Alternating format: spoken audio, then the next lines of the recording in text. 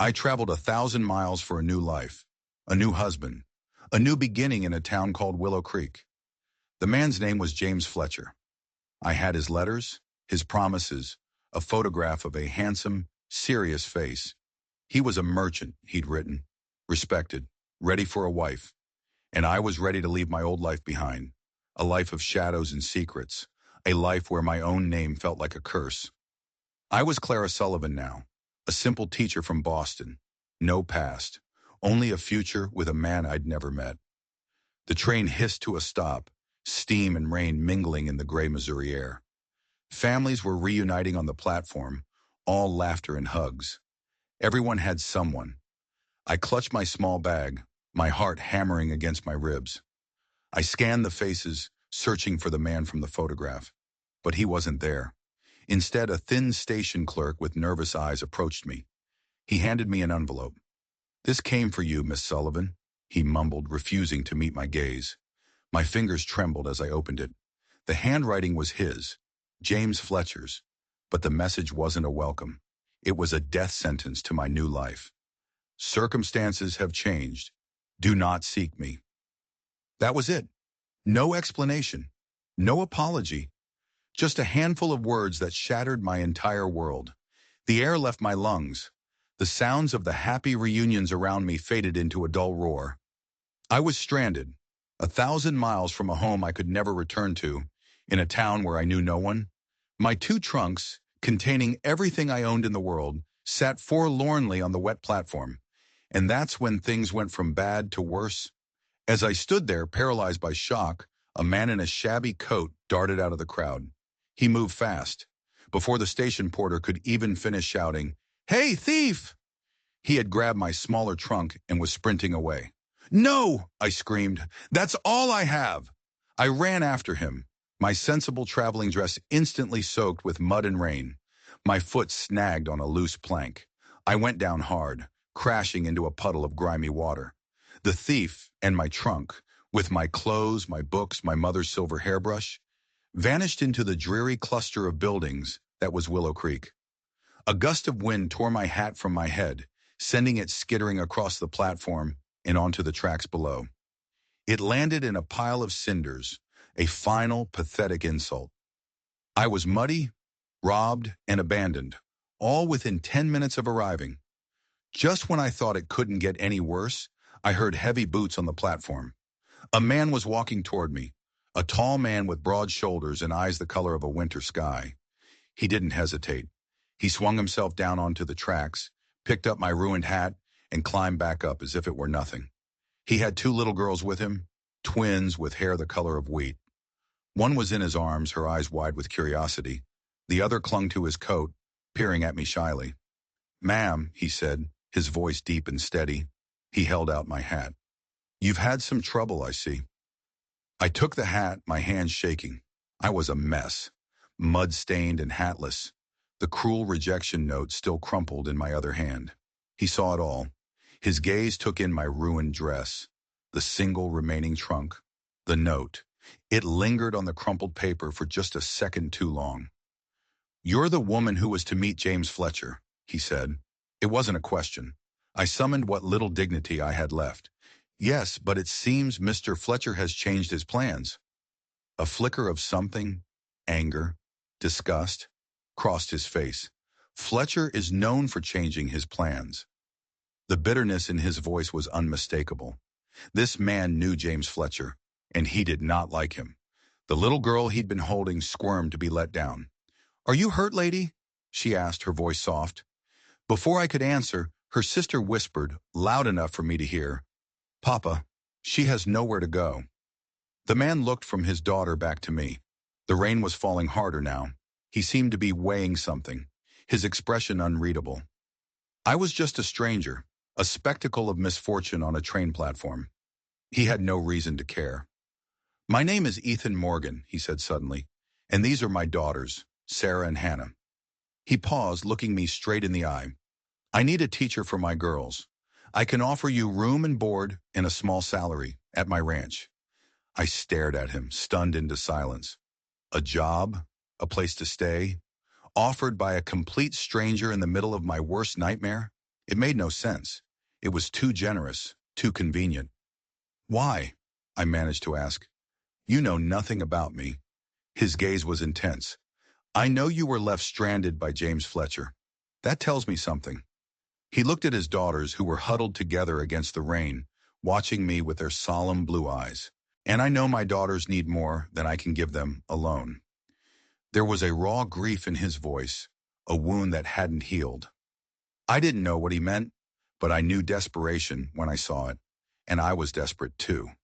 Please, he said, the word emerging with the weight of a decision he couldn't take back.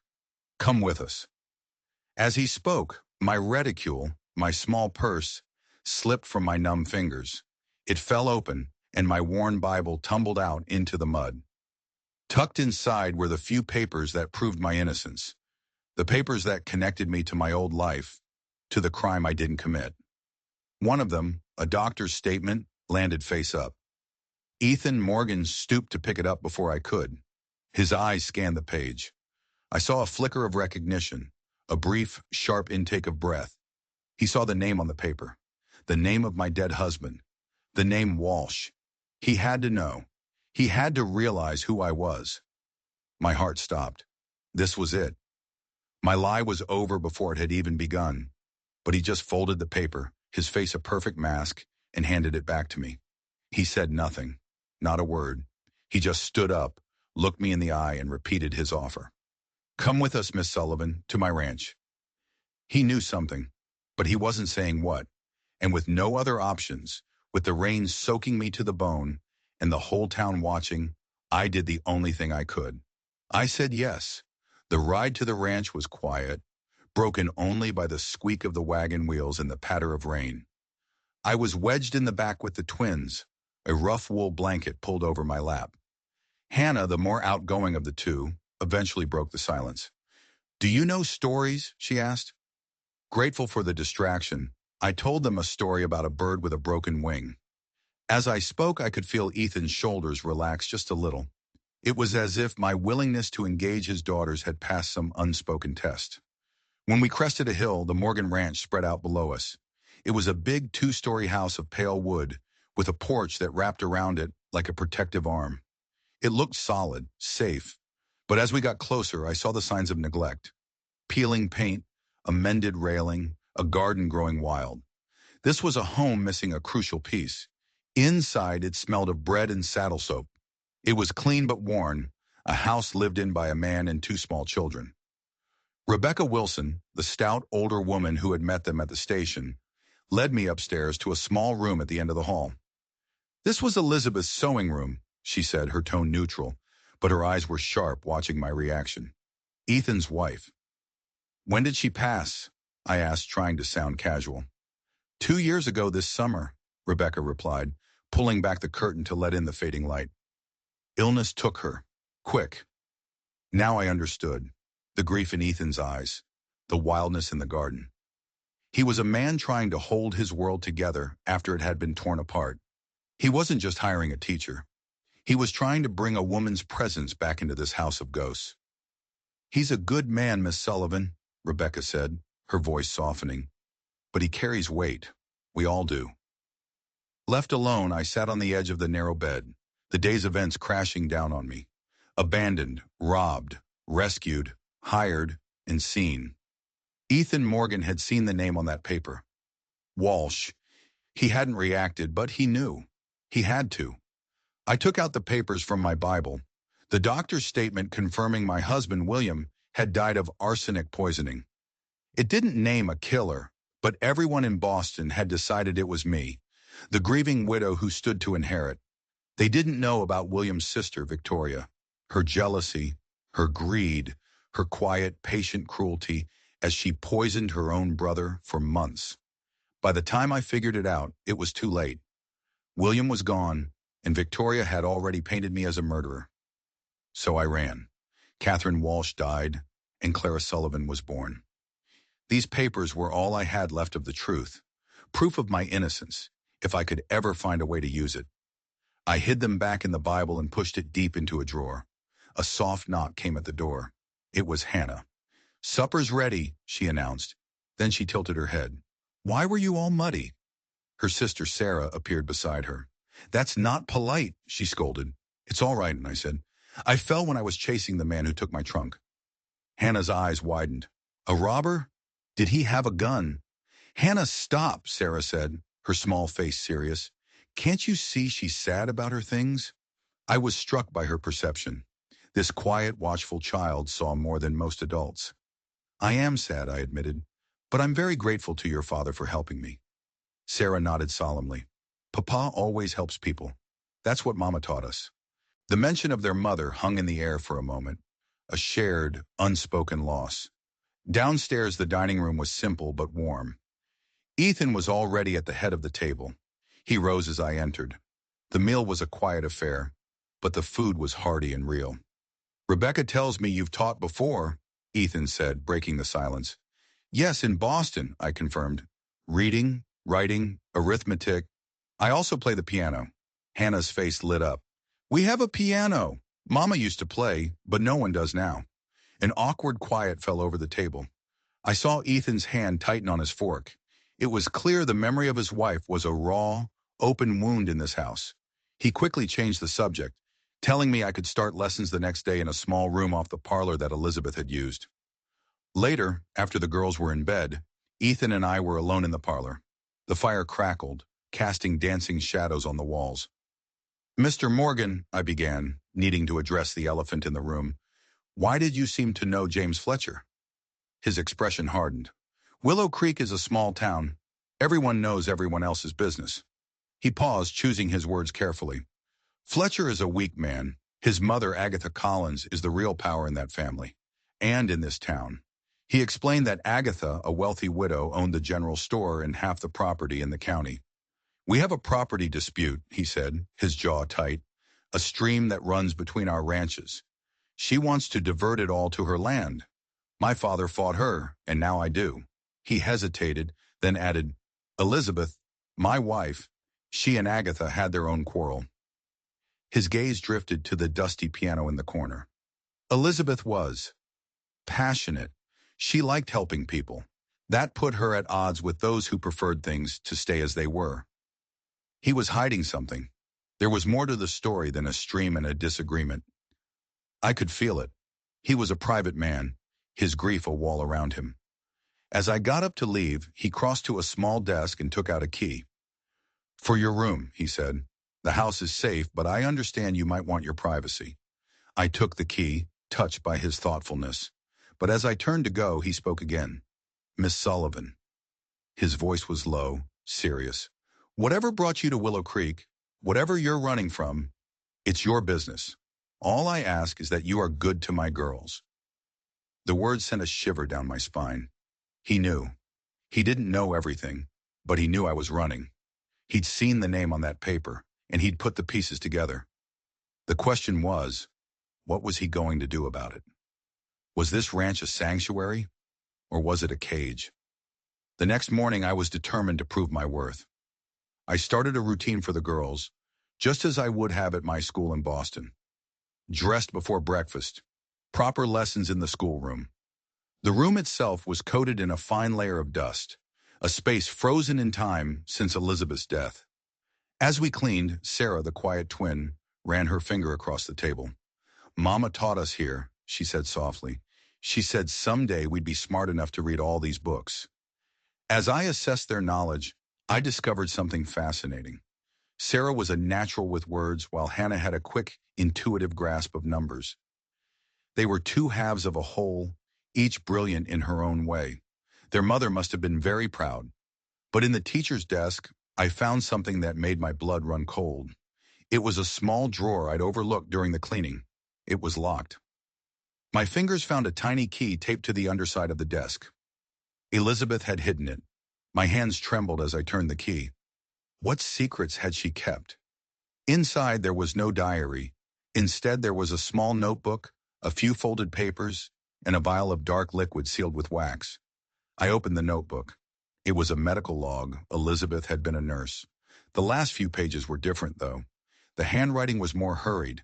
The entries were dated 2 years ago, just before she died. April 15th, obtained sample from ACO store. Customers report improvement. But side effects concerning April 20th. Simple tests reveal presence of arsenic. May the second sample shows higher concentration. Intentional. Must speak with Dr. H. A.C. Agatha Collins. My mind raced. Elizabeth had discovered Agatha was selling tonics, medicines, laced with arsenic. She was poisoning the women of Willow Creek. The other papers confirmed it. A pamphlet for Mrs. Collins's restorative tonic. A lab analysis from someone named CM confirming dangerous levels of arsenic and lead. A note from CM that read, Liz, you were right. This is dangerous. Accusations against someone of Mrs. Collins' standing require irrefutable evidence. Elizabeth had evidence. She knew Agatha was a poisoner, and then Elizabeth had died, suddenly, of a fever. A sound in the hallway startled me. I slammed the drawer shut, turned the key, and slid it back into its hiding place just as Rebecca appeared in the doorway. She eyed me suspiciously, but I pretended to be selecting a book from the shelf. My heart was hammering. This wasn't just a house of grief. It was a house of secrets. A house where a woman had stumbled upon a terrible truth and paid for it with her life. And I, a woman running from a false accusation of poisoning, had just walked right into the middle of a real one. Just then we heard a rider approaching. But it wasn't Ethan. It was a man with a silver star pinned to his chest. Sheriff Miller. My blood turned to ice. Rebecca had warned me to be careful, but I never expected this. The law had found me. I tried to keep calm as I walked into the parlor. The sheriff was a tall, weathered man with eyes that missed nothing. He introduced himself, his gaze sharp and assessing. Ethan tells me you're from Boston, Miss Sullivan, he said, his tone casual, but his eyes were drilling into me. Teaching, was it? I answered his questions carefully, sticking to the story I'd created. A teacher seeking a new life. A jilted mail-order bride. It all sounded so thin, so pathetic. Then he dropped the bomb. Actually, my visit relates to you, he said, his eyes never leaving my face. I received a telegram yesterday from the Boston police. My breath caught in my throat. This was it. They're looking for a woman, he continued slowly, a Catherine Walsh, suspected of poisoning her husband with arsenic. He let the name hang in the air between us. Catherine Walsh, my real name, a name I hadn't heard spoken aloud in over a year. How awful, I managed to say, my voice sounding strange and distant. But what does that have to do with me? He shrugged, a calculated, lazy movement. Probably nothing, but she's described as being your age, your appearance, and trained as a teacher. Just thought I'd ask if you'd heard of her. It was a test. He was watching for any flicker of recognition, any sign of guilt. I forced myself to look thoughtful, to search my memory. No, I said finally. The name means nothing to me. He seemed to accept it, for now. But as he left, I knew he wasn't satisfied. He was a hunter who had picked up a scent, and he wouldn't stop until he found his prey. When Ethan returned to the parlor, his expression was grim. Miller is methodical, he said. He doesn't ask questions without a reason. Is there something I should know, Miss Sullivan? I looked into his honest, searching eyes. For a second, I wanted to tell him everything, to confess my real name, my impossible situation. But I couldn't. He had his own burdens, his own dangers. I couldn't add mine to the pile. No, Mr. Morgan, I lied. I am exactly who I claim to be. He held my gaze for a long moment, and I knew he didn't completely believe me, but he let it go. That afternoon, another visitor arrived. A smart buggy pulled up, driven by none other than James Fletcher, the man who had summoned me across the country only to abandon me. And beside him sat a woman who could only be his mother, Agatha Collins. She was an imposing figure, dressed in expensive silk, with cold, calculating eyes. She swept onto the porch like a queen, her son trailing behind her like a shadow. Miss Sullivan, she said, her smile a thin, cruel line. I heard my son's intended bride had been taken in by Ethan Morgan. I felt it my duty to call. Her words were laced with poison, implying something improper about my presence at the ranch. I explained that Ethan had hired me as a teacher, but she just smiled that icy smile. How convenient, she said, for you to find a position so quickly. and for Ethan to find a woman's influence for his girls. Just then, Ethan rode up, his face darkening when he saw her on his porch. The tension between them was a physical thing, a cold front moving through the warm spring air. Agatha's gaze swept over the house. "I see Elizabeth's touch still lingers," she said, her voice dripping with false sympathy. "Such a tragedy, her passing." The hypocrisy was suffocating. This woman, who Elizabeth suspected of being a poisoner, was standing on her porch, speaking her name. My hand clenched into a fist at my side. I wanted to scream, to show them the notebook, the lab reports. But I couldn't. I was trapped. If I exposed her, she would expose me. Catherine Walsh, the fugitive murderer. No one would believe me. Agatha's visit was short, but her message was clear. She was watching me. She was watching the Morgan Ranch, and she was in control. As she left, Ethan turned to me, his face a mask of cold fury. "She wasn't just here to be cruel," he said. "She was marking her territory, reminding me that she's always watching."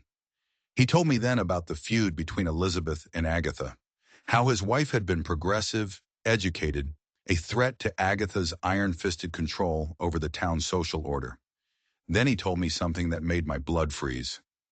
"When Elizabeth fell ill," he said, his voice low and strained, "Agatha offered one of her tonics. She claimed it would reduce the fever." "Did Elizabeth take it?" I whispered, already knowing the answer. "No," he said. "She refused.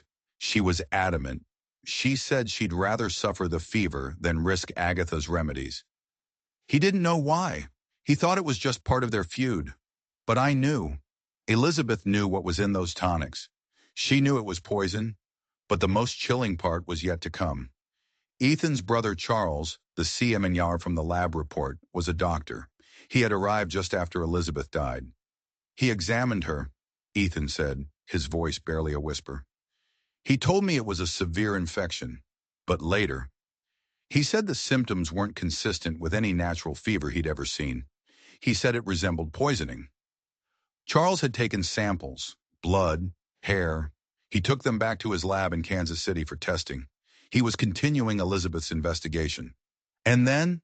I asked, my heart pounding. Ethan's eyes were haunted. 2 days after his last visit, we got a telegram. There had been an accident. His horse had thrown him during a storm. He was dead. It wasn't an accident. I knew it. Charles had found proof, and Agatha had silenced him, just like she had silenced Elizabeth. I had to tell him. I couldn't keep the secret of the locked drawer any longer.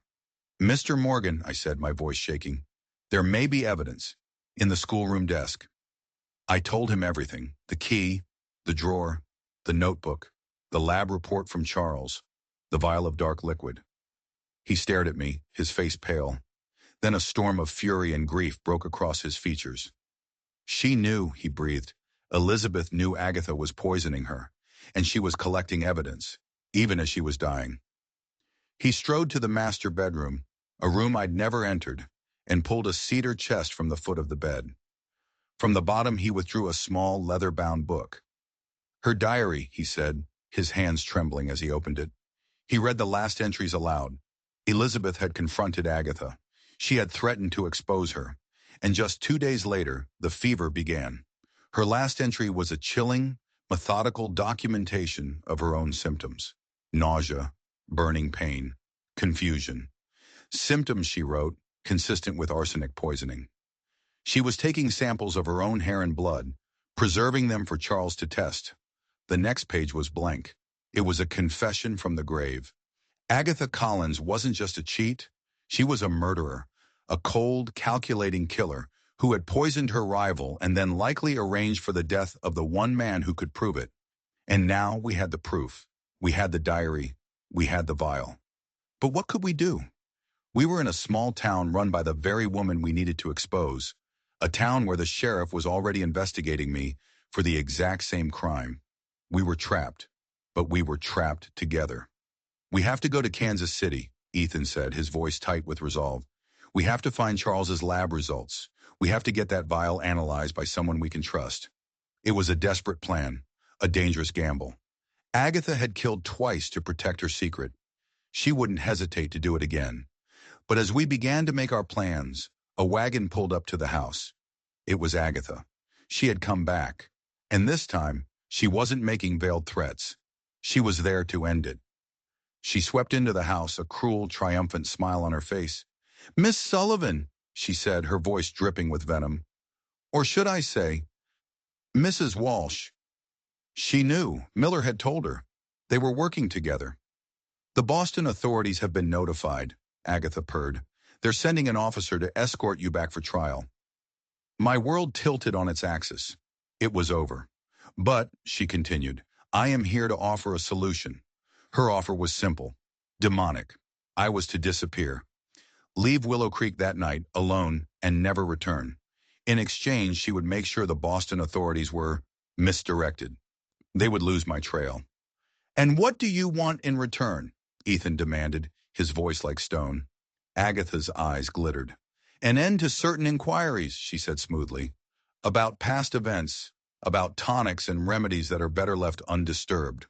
She was offering me my freedom in exchange for our silence, my life for Elizabeth's justice.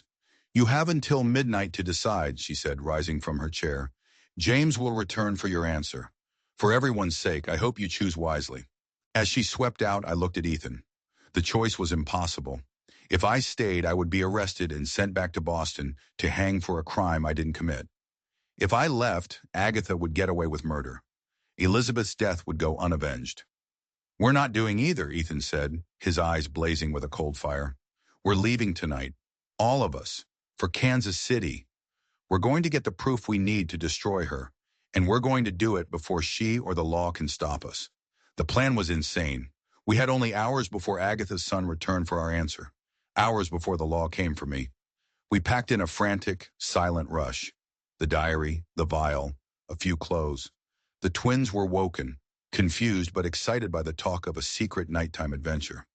At 9 o'clock, we were in the wagon, rolling down the dark, muddy track that led away from the ranch, away from Willow Creek. Every shadow seemed to hold a threat. Every rustle of leaves sounded like hoofbeats. We were almost to the main crossroads when Ethan pulled the horses to a sudden halt. Ahead, silhouetted against the moonlit sky, were several riders. They were waiting for us, blocking our only way out. "It's Miller," Ethan said grimly, reaching for the rifle under his seat. My heart sank. Our desperate escape had failed before it had even truly begun. We were caught. Sheriff Miller rode forward, his face grim in the moonlight. "That's far enough, Ethan. I'm here for Mrs. Walsh." "You're making a mistake," Ethan said, his voice low and dangerous. "Boston confirmed her identity," Miller shot back. "I have my orders." "And did your orders include telling Agatha Collins?" Ethan challenged. "Or was that just a friendly chat?" Miller flinched. The shot had hit its mark. He was compromised. "I'm talking about murder, Joseph," Ethan pressed, his voice rising. "Elizabeth's murder, at the hands of Agatha Collins, and the proof is in this wagon." He laid it all out. The tonics, the arsenic, the diary, Charles's suspicious death. I could see the conflict on the sheriff's face. He was a man torn between his duty to the law and his duty to the truth, to his old friend. "3 days," Miller said finally, his voice rough. "I'll give you 3 days in Kansas City to find your proof about Elizabeth. But Mrs. Walsh comes back with me now." "No," Ethan said, his voice unyielding. "Clara stays with us.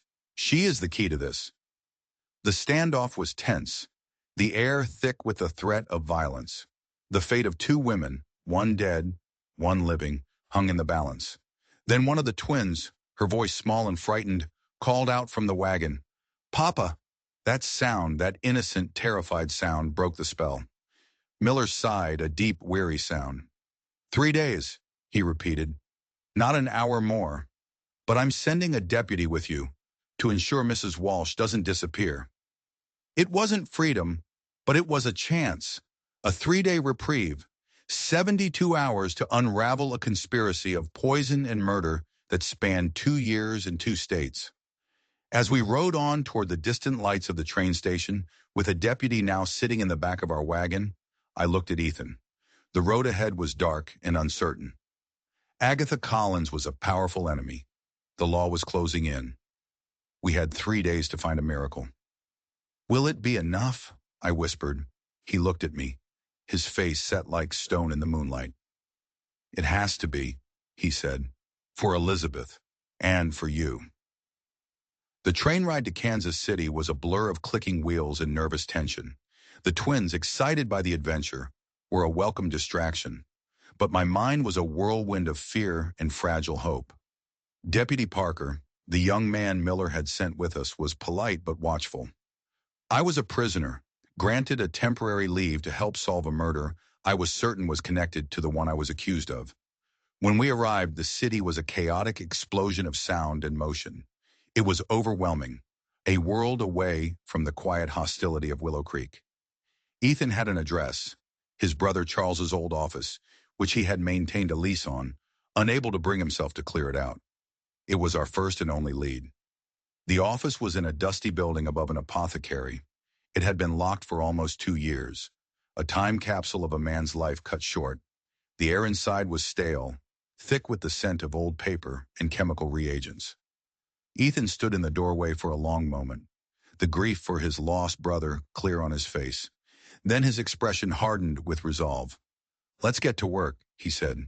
"We're looking for his lab notes, specifically anything related to his analysis of the samples from Elizabeth." We searched for hours. The girls, sensing the gravity of our task, played quietly in a corner with the few toys we'd brought. Deputy Parker watched from a chair near the door, a silent, conflicted observer. We sifted through stacks of medical journals, patient files, and research papers. Nothing. It was as if Charles's final, most important work had vanished. "It's not here," Ethan said, his voice raw with frustration as he slammed a ledger shut. "Agatha must have gotten to it. Had someone clear it out after he died." Despair began to creep in. Our 3 days were ticking away. Without Charles's findings, we had no scientific proof that Elizabeth had been poisoned. The diary was compelling, but it was still just her word against Agatha's. "Wait," I said, my eyes falling on a row of thick, leather-bound books on the highest shelf. They weren't medical texts. They were personal journals. "Ethan, did your brother keep a diary?" Ethan climbed onto a chair and pulled one down. It was Charles's personal log, filled with notes about his life, his work, his thoughts. We began to read, our hope dwindling with every page of mundane detail. Then Ethan stopped. "Clara, listen to this." He read from an entry dated just after Elizabeth's death.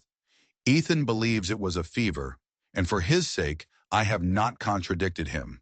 But the symptoms were wrong. The rapidity of the decline, the specific nature of her delirium, it points to something else, something sinister. I have the samples. I will know the truth soon." We frantically flipped forward. The last entry was dated the day before his accident. The results are conclusive. Arsenic, not just trace amounts, but a significant lethal dose. The same signature compound found in the Collins tonic, but administered in a much higher concentration. She was murdered. I have to tell Ethan, but I must do it in person. I cannot trust the mail or the telegraph. Agatha has eyes everywhere. I will leave for Willow Creek in the morning. I've stored the official lab report in a duplicate of my notes in a secure location, just in case. My friend Thornton at the university knows where. We had it. The proof. Charles knew, and he had hidden the evidence. "Dr. Thornton," Ethan said, his voice electric with renewed hope. He was Charles's mentor. We have to find him. We left the girls with a reluctant but intrigued Deputy Parker and rushed to the University Medical College. Dr. Thornton was an elderly man with kind, intelligent eyes. He remembered Charles fondly and was shocked to hear our story. When Ethan showed him Charles's final diary entry, Thornton's face grew pale. "He was afraid," the old doctor said. "The week before he died, he gave me a sealed envelope. He said it contained research of a sensitive nature, and that if anything happened to him, I was to deliver it to his brother." He went to a large safe in his office and retrieved a thick, wax-sealed manila envelope. My hands trembled as Ethan broke the seal. Inside was everything. Charles's detailed lab report showing the chemical analysis of the arsenic found in Elizabeth's body, a signed affidavit detailing his suspicions about Agatha Collins, and a second analysis, one he'd run on the sample of tonic Elizabeth had sent him. They were a perfect match. We had her. We had the irrefutable scientific proof that Agatha Collins was a murderer. But as we stood there absorbing the victory, a thought chilled me to the bone. Ethan, I said slowly, my case. Victoria accused me of buying rat poison. What if? Dr. Thornton looked at the lab report again. This is a very specific chemical signature, he mused. Arsenic is often mixed with other compounds to stabilize it for commercial sale. This particular blend, it's unusual, more refined, not something you typically find in a common rat poison. Hope, wild and dizzying, surged through me. Could you analyze a substance if I could get it to you? I asked, to see if it matches? Of course, he said. Then we have to go back, I said to Ethan. Not just for Elizabeth. For William, too.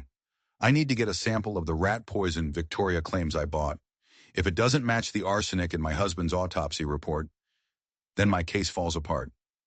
Our 3 days were almost up. We took the train back to Willow Creek, the evidence against Agatha a heavy, powerful weight in our satchel. Deputy Parker, now our firm ally, was as tense and excited as we were. We arrived back at the ranch under the cover of darkness. Rebecca met us, her face etched with worry. Agatha's been asking questions, she warned. She knows you're back. Sheriff Miller was waiting for us. We laid out the evidence on the dining room table, the diary, the lab reports, the affidavit. He read through it all in silence, his expression grim. When he finished, he looked up, and for the first time, he looked at me not as a fugitive, but as something else. You were right, he said to Ethan. This is murder. Then he turned to me. And you, Mrs. Walsh, you may have been right about a great many things. The next morning, Miller, Ethan, and 2 deputies rode into town. I stayed behind with the girls, my heart pounding with every tick of the clock. They went to Agatha Collins' house first. The confrontation, as Miller later told it, was short. Faced with Charles's lab report, she crumbled. The iron will, the years of power and intimidation, melted away, leaving only a bitter, hateful old woman. But the story wasn't over. As they arrested her, James Fletcher, her weak, ineffectual son, finally found a sliver of courage. He confessed everything. He told them his mother had been terrified of Elizabeth, afraid she would ruin the family business and their reputation. He admitted that his mother had arranged Charles's accident, hiring a man to spook his horse on a treacherous part of the road. And then he said something that made my world stop. He said his mother had been in correspondence for months with a woman in Boston, a woman named Victoria Walsh. They had been partners. Victoria had learned of Agatha's successful tonics through a mutual acquaintance. When she decided to get rid of her brother, she wrote to Agatha for advice. Agatha, seeing a kindred spirit, sent her a supply of her own refined, untraceable poison, the same poison she used on Elizabeth. It was all connected. 2 women 1,000 miles apart, linked by greed and a shared, monstrous secret. Sheriff Miller sent a telegram to Boston immediately, laying out the entire conspiracy. He included Dr. Thornton's analysis and James Fletcher's confession. He demanded they investigate Victoria. The reply came the next day. Faced with the evidence, confronted by the police, Victoria confessed. The case against Catherine Walsh was dropped. My name was cleared. I was free. The weight of a year of running, of hiding, of fearing every knock on the door, lifted from me. I stood on the porch of the Morgan Ranch, the place that had become my sanctuary, and I cried. Not tears of grief, but tears of pure, unburdened relief. Ethan came to stand beside me, his presence solid and comforting. The twins ran out and threw their arms around my legs. In this place of ghosts and secrets, I had found a family. I had found a home. Agatha Collins was tried and convicted of the murders of Elizabeth and Charles Morgan. Her empire of fear and poison crumbled to dust. My past was finally behind me. I was no longer Catherine Walsh, the fugitive, nor was I Clara Sullivan, the woman hiding from her ghosts. I was just Clara, a teacher, a friend, a part of a family forged in tragedy and bound by a shared fight for justice. The lilacs in the garden, the ones Elizabeth had loved, were in full bloom. Their sweet scent a promise that even after the hardest, darkest winter, beauty and truth will always return. The path to justice is never easy, but it's always worth walking. If you enjoyed this story, don't forget to subscribe and join us for more tales where the truth refuses to be buried.